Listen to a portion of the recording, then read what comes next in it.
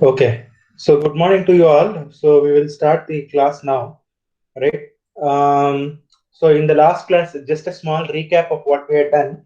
So we had looked into the MapReduce application, right? Where we were looking at how do you run a MapReduce job in MapReduce 1.0, MapReduce 2.0. What are the various ways in which you deliver, in which you activate certain privileges and certain services which are required for running the MapReduce job on MapReduce 2.0. So we had done a contrast study, comparative study between MapReduce 2.0 and 1.0, where we said the management of data is completely done by Yarn in case of MapReduce 2.0.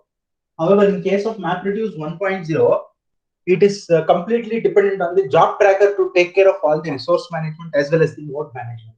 And with respect to that, we had a restriction of number of nodes that could connect in a Hadoop cluster in 1.0, which was maximum of up to 4,000 nodes. So now when you come to MapReduce 2.0, we did not have any such kind of restrictions. Rather, we had lot of liberty in managing the resources as well as nodes, such a way that there are no deadlocks that can appear, and nodes can do their work very freely and easily, right? And also the replication was accounted very well in case of MapReduce 2.0.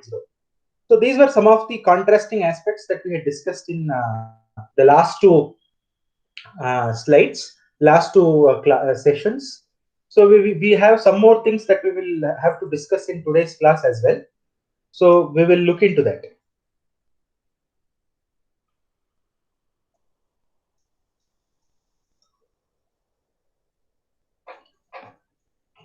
So just give me a moment so that I can share my screen to all of you.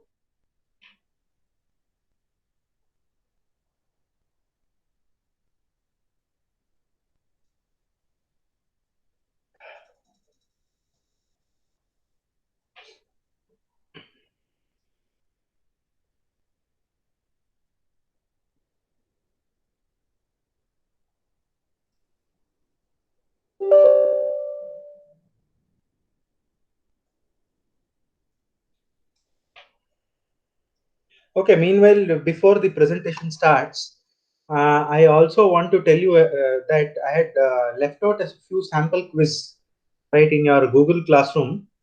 Um, you may attend it through your BMS IT ID, not from your Gmail ID, because this is a quiz which is started from the BMS IT ID.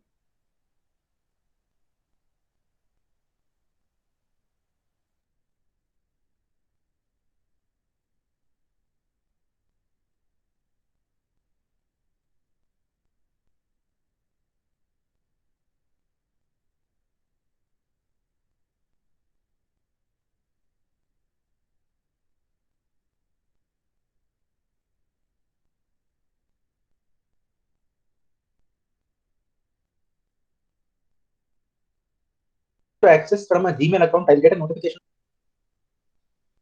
Hello, is my voice audible? Yes, sir. Do you have your BMS IT ID with you? An email ID that ends with bmsit.in? Yes, sir. Yes, sir. Yes, sir. Okay. So you are supposed to log in for your regular classes as well as for the quiz and other assessment aspects, whatever that I put out in the Google Classroom through your BMS IT login only.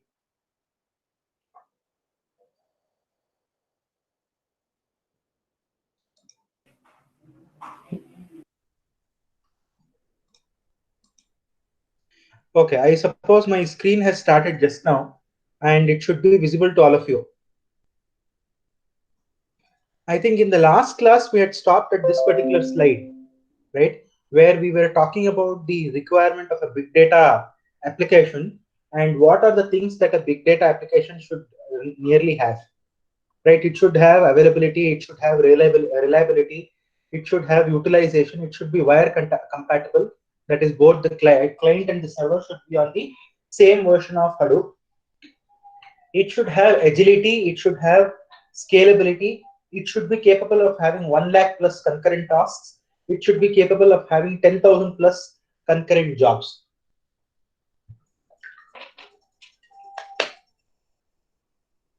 So these were some of the requirements which was basically looked at in the last class, right? So now going further ahead, right, you may see that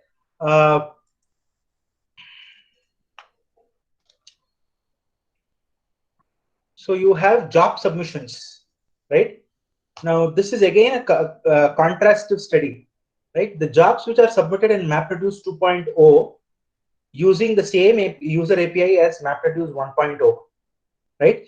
MapReduce 2.0 implements a client protocol for submission of the jobs, and the name of that particular protocol is called as mapreduce.framework.name that is set to Yarn, right? Every job has a job ID. You know that in Linux machines, whenever a process is created, the process has a process ID. Similarly, when a job is being created in a virtual machine, the job has a job ID. Now, this job ID, whatever that we have, is being allocated by a resource manager of the Yarn, right? Rather known as the job tracker in MapReduce 1.0. And this is also called as application ID. Now, whenever a job submission happens, or whenever a job tracker has to track the track the data, or has to track the status of that particular job, the tracking basically happens with respect to this application ID.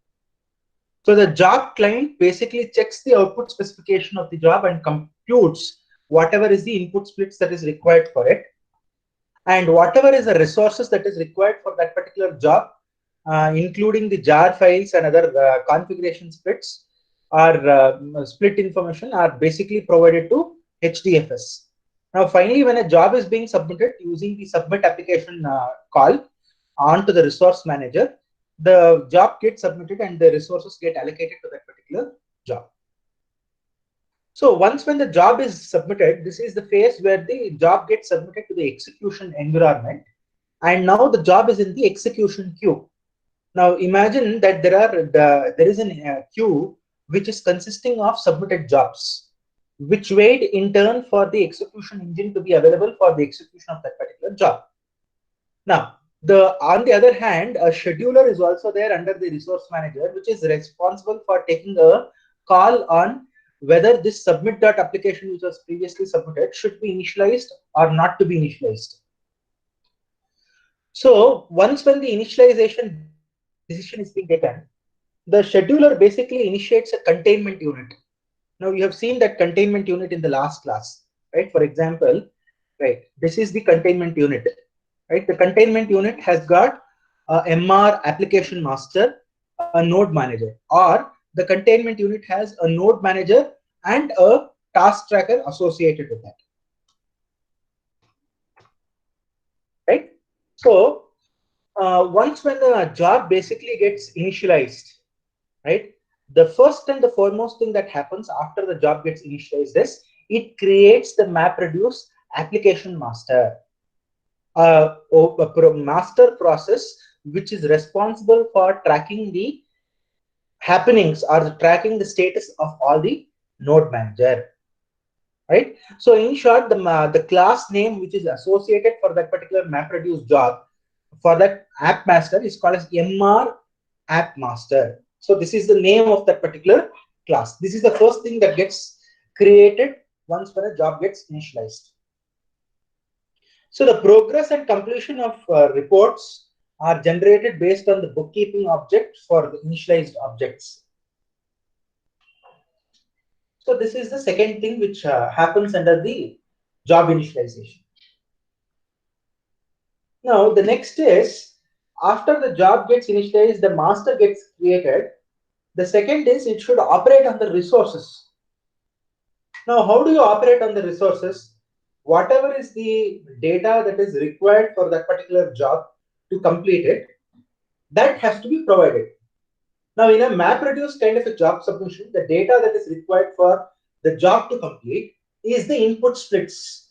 The data which is being, the input data which is being splitted into multiple segments. That is what is required for the job initialization. Now, how does this particular thing happens? This happens wherein which a map task gets created on the MR app master. Now, this particular map task, the responsibility of this particular map task on the MR application master is to split the object data. It basically does the splitting of the object data. It also determines for this particular input splits, for so many number of input splits, what is the number of map tasks that will be required for the data nodes, what is the number of reduced tasks that will be required for the data nodes to complete this particular job. And that property where the number of objects are to be determined is called as the MapReduce.job.reducers.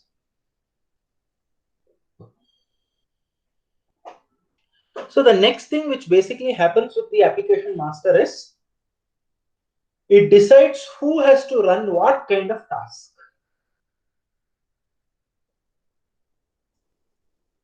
So it decides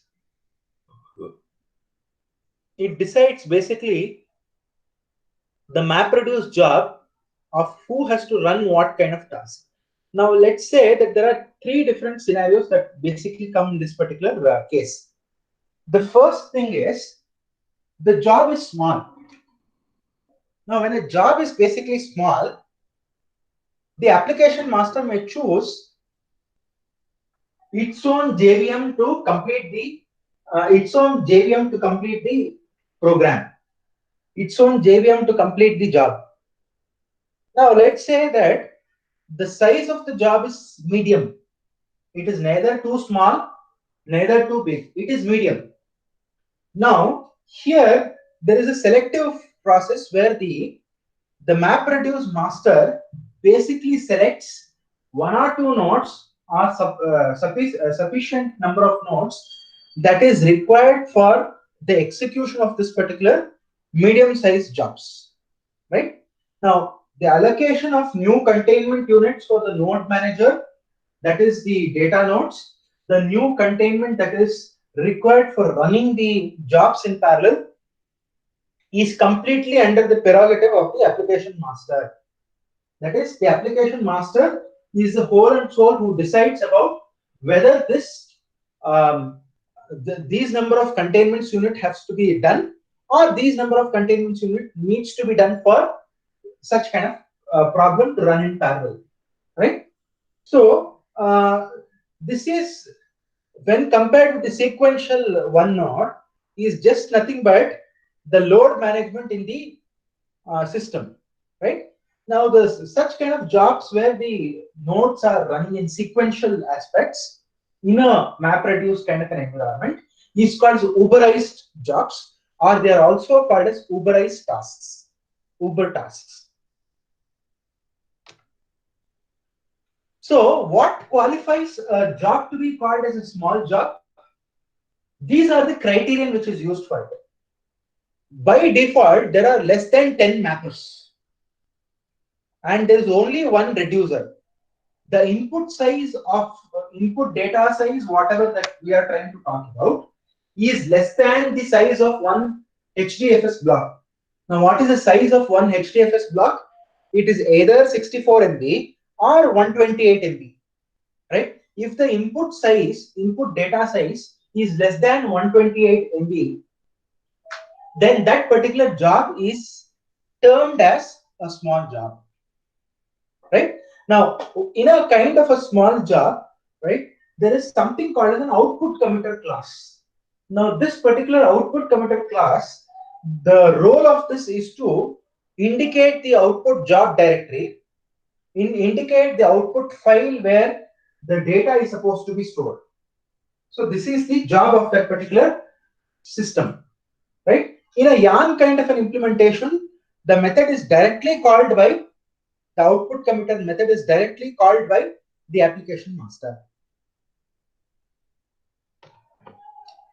So the next level of fine granular execution engine is the task assignment.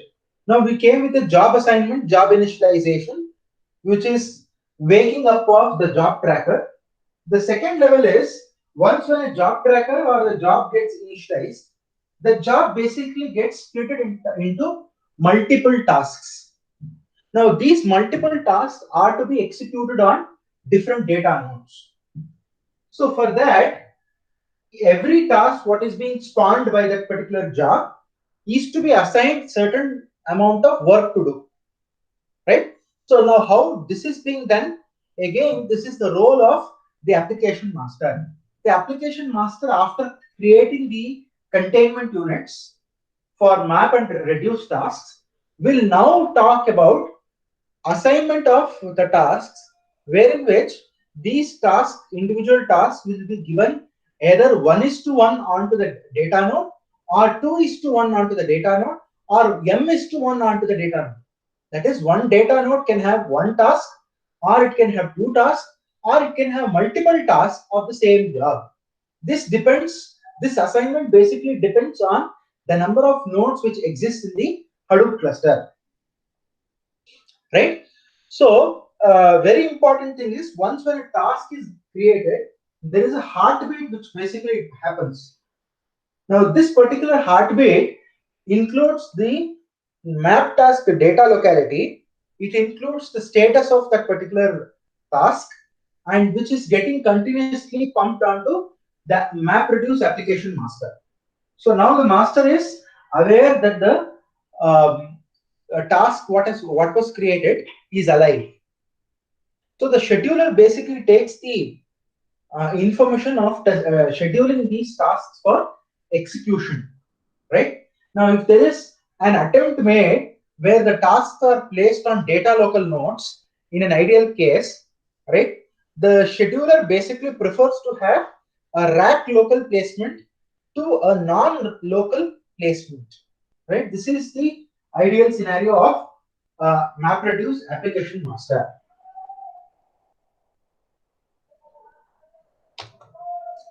Now, once when a task is being assigned and it is being given with proper resources, the second thing what should happen with the task is the execution of the task. We are talking at a very fine-grained level of job execution, a minute level of job execution where the tasks are executed, the outcome of tasks are reported to the jobs which were created. The jobs after its completion will basically report to application master. Application master, after the containment, deletes that containment unit, reports to the job tracker, sorry, the Yarn resource manager. So this is the sequence of level of fine-grained execution that we are trying to talk about in case of Hadoop system, that is MapReduce 2.4. Now, once when a task gets executed, that particular task where the task execution happens is basically called as Yarn child, right? Or the main class of that particular task tracker is basically called as the Yarn child. Okay. Now the item.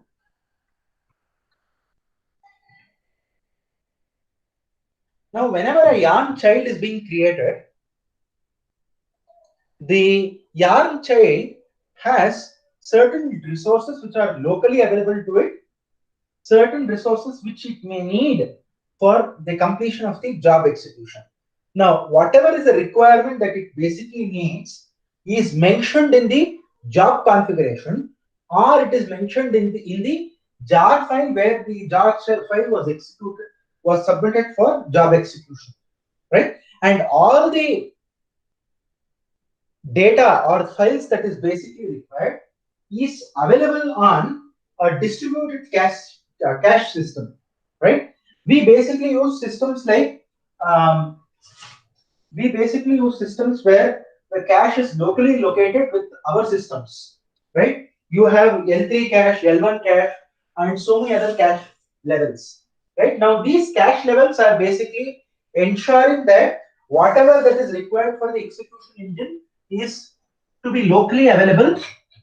It is to be locally available for execution.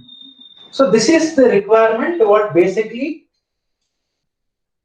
is used for a task execution. In if you have studied something called as CVO, a subject called as CVO, we have something called as locality of reference with respect to cache, which ensures that the required data for execution of a particular job is always kept nearer to the local execution engine. So that is the work of the cache. Now, in a distributed cache environment, it is also very important to know that this distributed cache works very close to the MapReduce application master, right? Now, after the task gets executed, right, either the map task gets executed or the reduce task gets executed. It runs any one of these tasks. So after the task are in the progress of execution, you may always want to see what is the progress and the status report of it, right? Now, the status report and the progress report can be viewed in two manners, two ways. One, you can view it on a command line interface. Second, you can also view it on a HTTP interface, right? As I said in previously, the jobs may be remotely submitted. You are here in Bangalore and you are submitting a job for a server which is there in Pune, right? Now, I cannot go to Pune and open the command line terminal and check what is the progress of it. So, in such cases, I will need a web interface which will help me to understand what is the progress of it. Now, always you should understand that a task tracker, a task and a job is connected, right, to the application master using an umbilical interface. Now, this umbilical interface is a communication interface which is uniquely connected for that particular task with the application master, right? And the client keeps polling the application master every second or every periodical time just to receive what is the progress of the submitted job by the client. So this is how it looks like, right? If you are querying for a progress and the status report of a particular job, the job gets first submitted, the job status is queried to the job in the client JVM. The job which resides in the client JVM basically queries the MR application master, and MR application master, which basically has the heartbeats of the task tracker, consolidates all the reports and gets it back to the client JVM. So I would like to pause here for a moment so that you can take a snap of this particular slide.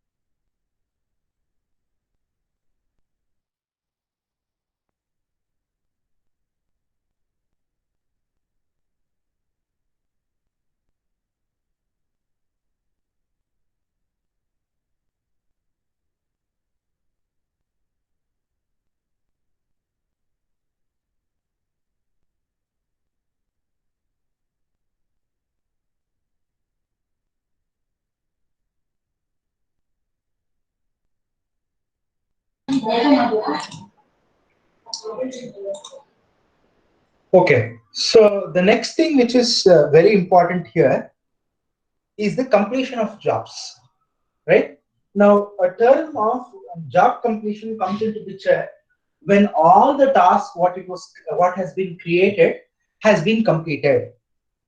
Only when all the tasks which are completed, the job completion scenario comes into picture, right? So as we already know that the MR application master keeps polling for the progress of the job every 5 seconds to the task trackers, and it also is put on a special method called as wait for completion method. That is, this particular application master has to wait for the completion of all the threads and nodes and tasks which are being initiated to be completed. Only after its completion, can the job completion scenario come into picture. Now, the job completion scenario can be either notified on a HTTP callback, as it was done in MapReduce 1.0, or it can also be initiated by the application master for a callback in MapReduce 2.0. So once when a job completion basically happens, the application master basically cleans up all the containment units that was created for that particular job. And the job which was on the working state now gets converted into a completion stage, right? After the output committer basically writes the output onto a output file and cleans up all the other information. The job information basically is archived on the job history server to enable for a later interrogation by the user if it is desired. There are cases wherein which the job may not complete on time. There may be failures in the job after the job gets submitted. Right? If such scenarios comes into picture, the job information is basically archived so that the client can basically go back at a later stage and try to find out what basically went wrong in that particular job.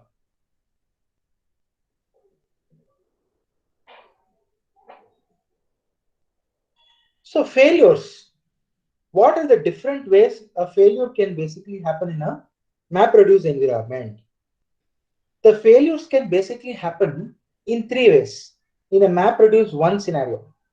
The failures may happen on a running task. The failures may happen on a task tracker. The failures may happen on a job tracker. So these are the possible scenarios of failure in case of a MapReduce 1.0.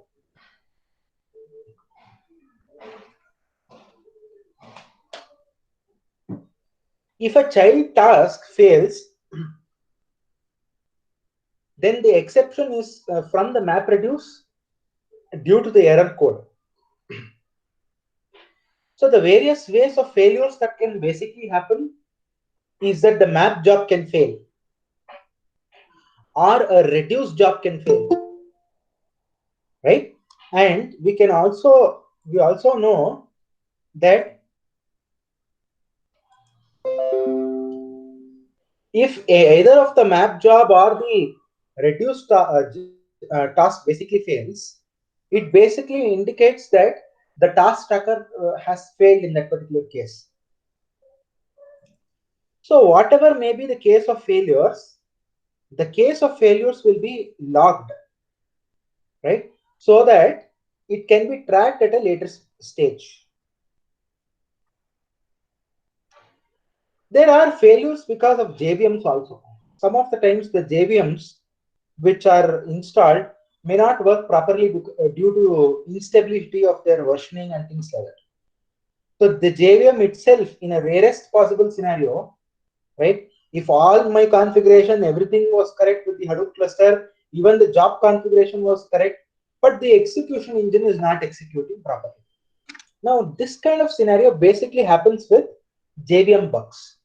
Now, when you come across JVM bugs, the only thing that you can basically do is you can uninstall Java, right? JDK and JRE, reinstall the JDK and JRE for a new version. Or in other words, you update the JVM for the new version so that all the bugs, whatever are there, are being patched by it. So if a JVM basically fails, it is an ungraceful and sudden exit of the child, what was executing. That is, all task trackers gets exited without any notice. So the task tracker failure, if the task tracker basically fails, the updates of the progress is not received by the job tracker. So the child JVM basically kills after 10 minutes period automatically, right? So this is a pre-configured time for a per job setting, which is done in MapReduce.task.timeout property, which is basically mentioned in milliseconds. So if a task tracker basically fails, right, it is the partial failure of the entire job. The reason is that there are many task trackers which are associated with the job tracker. One of them is failing, or two of them are failing. So the configured time for the failure to understand is 10 minutes. If you do not receive a heartbeat from the task tracker to the job tracker within a period of 10 minutes time, the job tracker automatically treats it as a failure task tracker, right? And once when the heartbeat stops, it removes that particular task tracker from the pool of task tracker, schedules another task tracker which was supposed to do the work of that failure task tracker. So this is how the failures are handled at the task tracker level. The failures are handled in this particular way. So if you have incomplete jobs, incomplete task trackers, right? So it is basically handled in this particular way. The tasks are also put in progress and they are also rescheduled. That is, let's say that you have got 4 tasks which were scheduled and which were executed, and let's say that in between T3 task failed. Now when a T3 task has failed, that particular task gets rescheduled for execution at a different interval of time.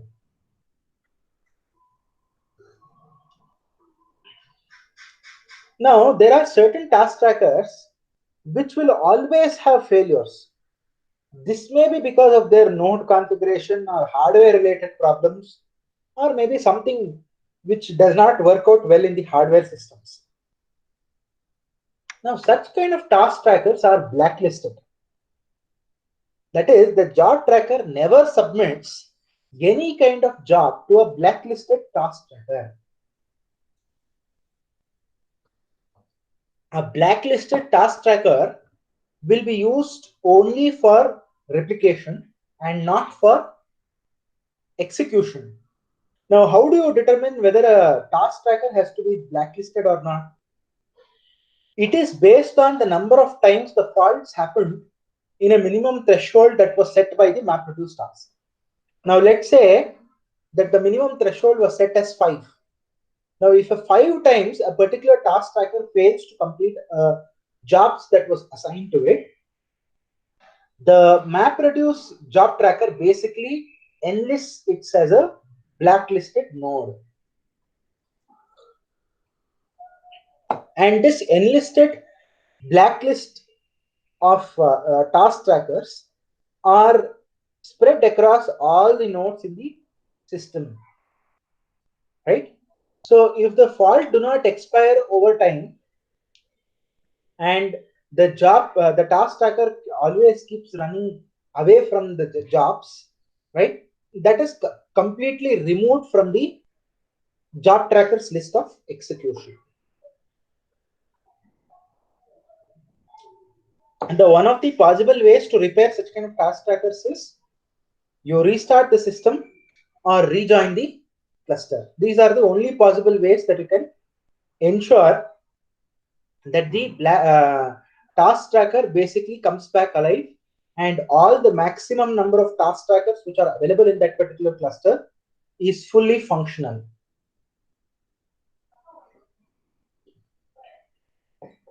Okay. Next case of failure. Now we are coming from a bottom-up approach. We started with map or reduce task failure. What happens then? Then we started with the failure of a task tracker. The third thing that we are coming with is the failure of a job tracker.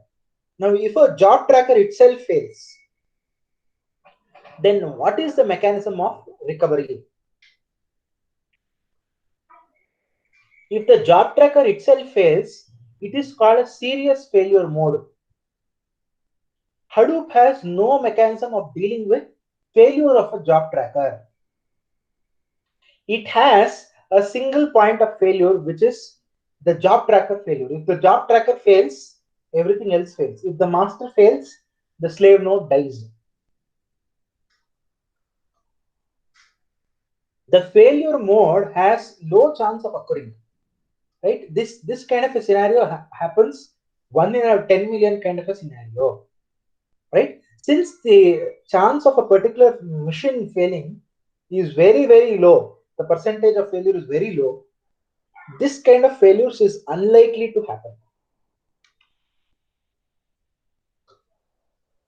Now, if we shift our focus from MapReduce 1.0 to MapReduce 2.0 of failures, failures in a yarn-based MapReduce system can happen in these ways. One is the failure at a task.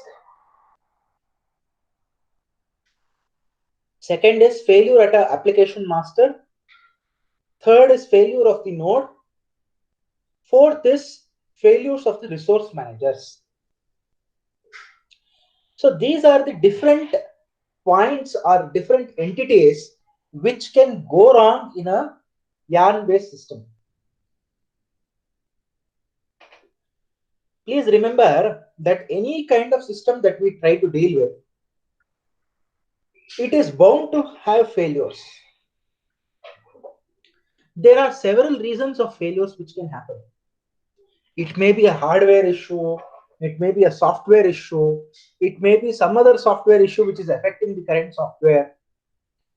It may be any kinds of issues. Now, the entire job market or the industry is only surviving because of failures, right? Because every software fails, there is a bug that the engineer is supposed to build, right? And that bug or the patch will ensure the working of that particular system. It is like a dam which has got a tiny porous. So if you don't close the tiny porous well in advance, it is as good as the dam itself gets collapsed and the entire system fails. So that is what is happening with even coronavirus today. It is ensuring that the entire system is made passive or it is made dormant. So nobody works well. So any system, for that matter of fact, has failures. This is something that we should understand. Any system will not be 100% perfect.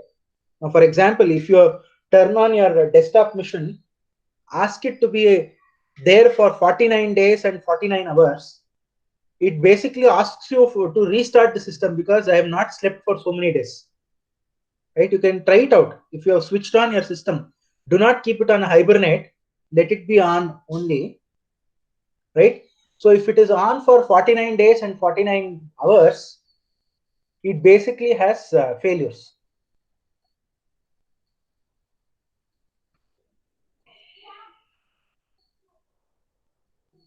So the yarn failures at 4 different levels. That is first at the task level. Right? When a task level failure happens, this scenario is completely similar to the classical case of what we have seen, where a JVM gets, the JVM is exited because of various issues. It may be the hardware resource constraint because of which the JVM may not be functioning properly. So this scenario is the same as what we have seen earlier. But the entire scenario looks something like this. We have seen the application starting, right? How application starts in the previous slide, right? That is before the job runs on a MapReduce 2.0, we saw how the job submission happens there.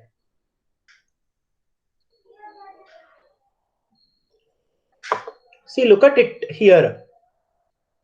The task is at this side of the picture, right? And whatever that we are trying to talk about, task JVM or the yarn child, is there in a particular data node.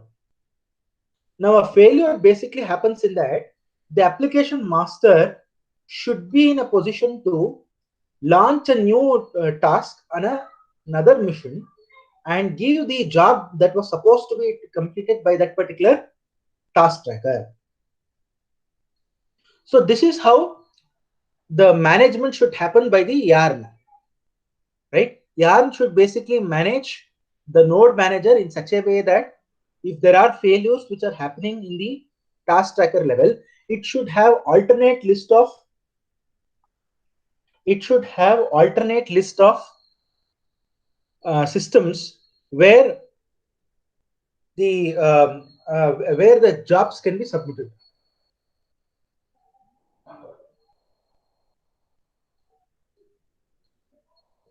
Okay, so this is how a system should respond to such kind of failures. So this is a pictorial representation of how the failures can basically happen.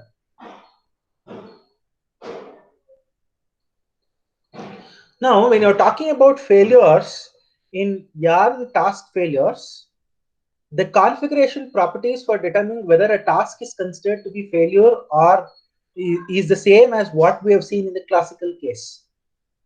The task gets four attempts, that is the maximum number of attempts, to ensure that the task tracker basically is full functional. Now, if at all the task tracker does not get functional within those 4 attempts, you already know that such kind of task tracker will basically be marked as a blacklisted task tracker.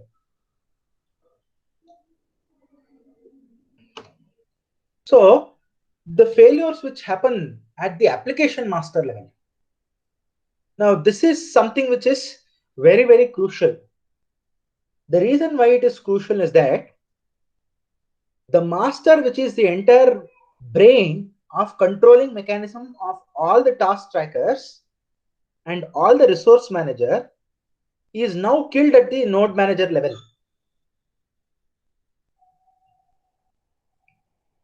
This may be because of multiple failures that may happen, right? This may be because of the hardware failure, software failure. We do not know how these failures basically percolate and happen at a MapReduce node manager level. Now, if such kind of things basically happen, what are the issues that we have to basically deal with? The first thing is the application master, just like the task tracker, which basically sends the heartbeat to the application master, the application master also should send periodic heartbeats to the resource manager. Now, the resource manager is the ultimate controller of all the node managers, application masters, and the task trackers. Now, in case if the application master does not send a heartbeat to the resource manager, the resource manager terms this as a detection of failure of that particular application master application and ensures that whatever was the previous saved state of that particular MR application master to be retrieved, right? So the resource manager is capable of spawning a new application master in case of such failures and start from the point where the failure had occurred. So by default, the recovery is not enabled in this particular case. The recovery is to be manually done by the resource manager to that particular application master. There is a property called as yarn.app.mapreduce.am.job.recovery.enable, which is supposed to be set to true. If that is set to true, it ensures that the job recovery happens at the application master level. So if the application master fails, there is a timeout period that the client will experience. The client will experience as if that there is a hang of the application, and this application is not responding, right? Just as we do in case of our desktop machines, if an application is not responding, we do Control Alt Delete, or we try possible ways to kill that particular application.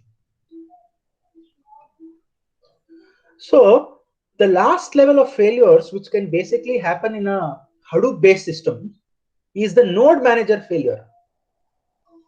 If a node manager itself fails, right, that is a supreme entity of this application master in a node containment, that itself fails, the resource manager has all the powers to remove it from the pool of nodes and choose another node for execution.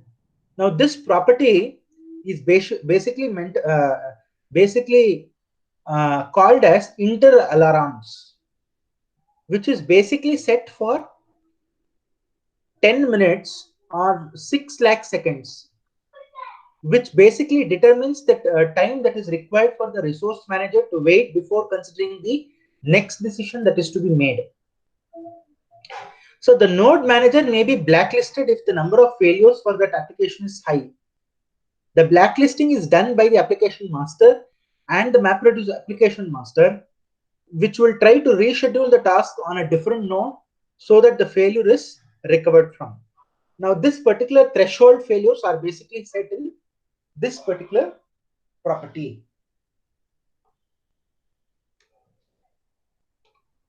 So this is the case. You have a central system, which is the Yarn node manager. Now that itself basically fails. When that itself basically fails, we do not have any other option but to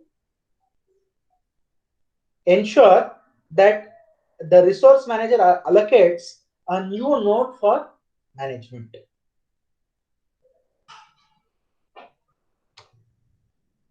So what if the last level, the resource manager itself fails?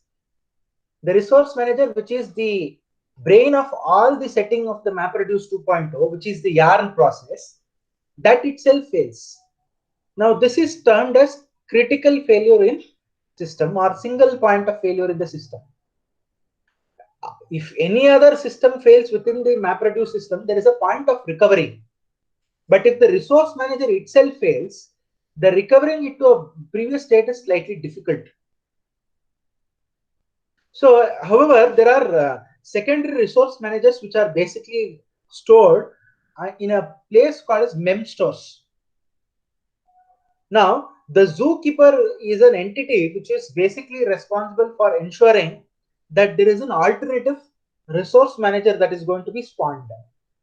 It is the work of the zookeeper to do it, right? So if a resource manager fails, the zookeeper base store will ensure that there is a new resource manager that is allocated in the future.